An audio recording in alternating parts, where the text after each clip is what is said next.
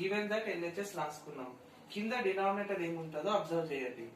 దీన్ని ఇక్కడ కూడా రాసుకోవాలి, కాకపోతే ఇక్కడ మైనస్ ఉంటుంది, ఇక్కడ ప్లస్ తీసుకోవాలి. 1 + sin θ multiply and divide with 1 + sin θ.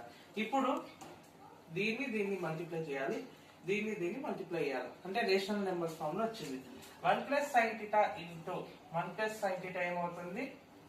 1 + sin θ whole square divided by 1 - sin θ into 1 + sin θ. ఇది a + b into a - b equal to a² - b². మనకు ఒక ఫార్ములా ఉంది, a + b into a - b equal to a² - b².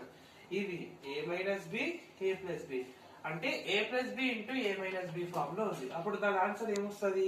a² - b² అంటే 1²